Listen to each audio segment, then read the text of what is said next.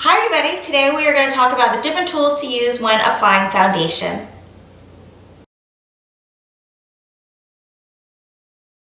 So right now my face is completely bare and I'm going to start by going ahead and drawing a white line down my face because we're going to use different tools on each side of my face and do a little comparison. So let's go ahead and start with this.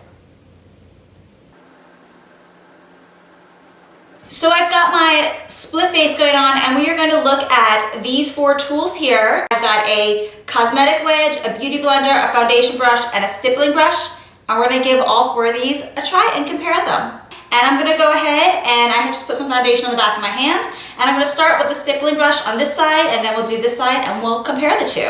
Now the way they use a stippling brush, the word stippling, it's a painter's term. And what it means to kind of tap and turn, tap and turn, tap and turn. So you're going to do that technique to your face. You're going to tap your brush while spinning it in a little bit of circles into your skin.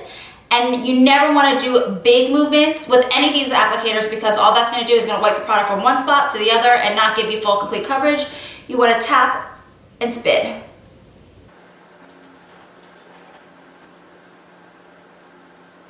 All done with the stippling brush, time to move on to my foundation brush.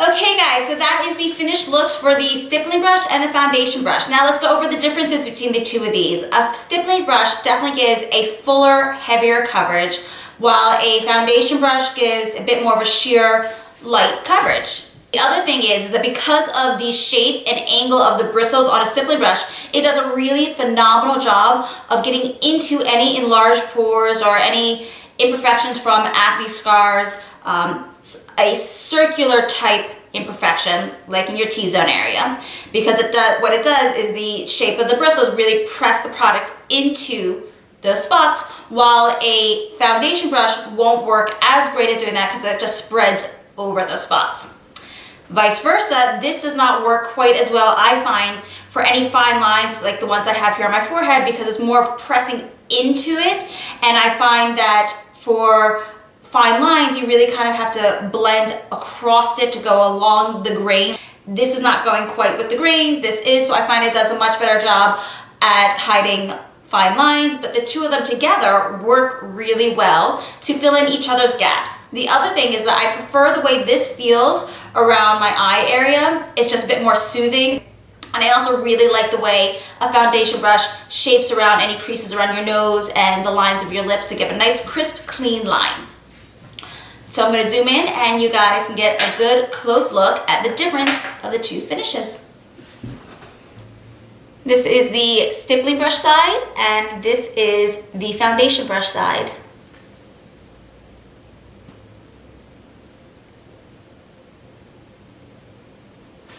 Okay, now for the fun part, to wash this all over and start again. Alright, so I'm all cleaned off now and we're going to move on to using our cosmetic wedge and a beauty blender. I'm going to start with the beauty blender. And just to let you know, these are not meant to be used dry. You're supposed to wet them. So the purpose of today, I'm just using a glass of water. So I'm going to dunk this in here. Let it soak up some water, squeeze it a bit to get the water in there good. And then I'm just going to squeeze out any excess water. And then I'm just going to blot any excess off on a towel and we're good to go.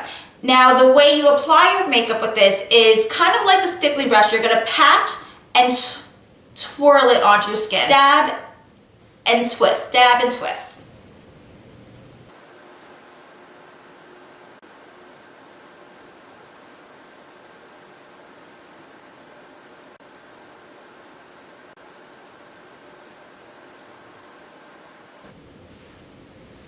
Okay, moving on now to the cosmetic wedge, and you want to kind of use this the same technique that you used with the beauty blender, kind of patting it in and spreading at the same time, again with small, gentle motions.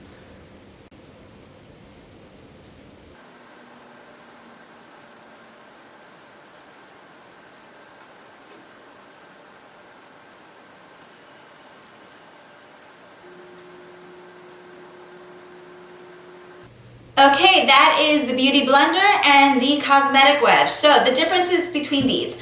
I really like the finish that you get from using a beauty blender. It gives you this really fresh, kind of dewy look, especially since you're using with water.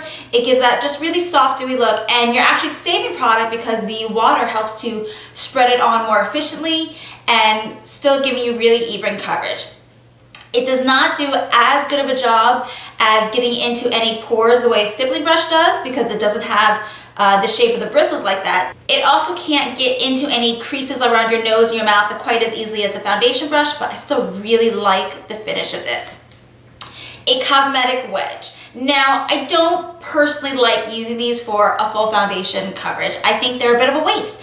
Mostly what it does is it just sucks up your product and doesn't really do an efficient job of applying your makeup. That doesn't mean that this doesn't have a place in my cosmetic routine. It does do the job, but just not quite as nicely as the other options.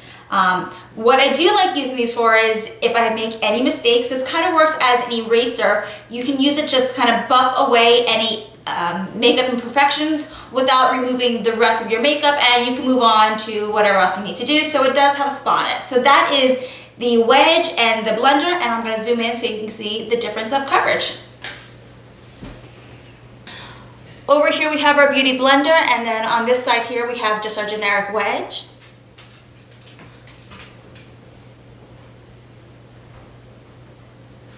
Alright guys, so I have gone and washed my face off one more time, but I wanted to be able to show you my final way of applying foundation, and this is by far the method that I use more than any other, and that is by using your fingers. Now your fingers are just the perfect makeup applicators.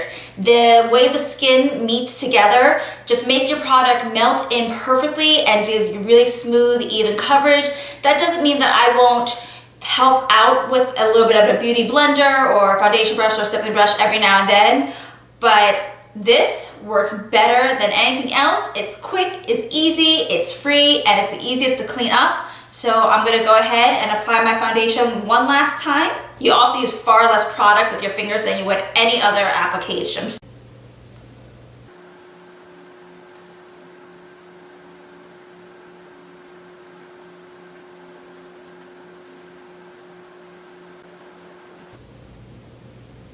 So that is it, you guys. I'm going to zoom in so you can see what this coverage looks like.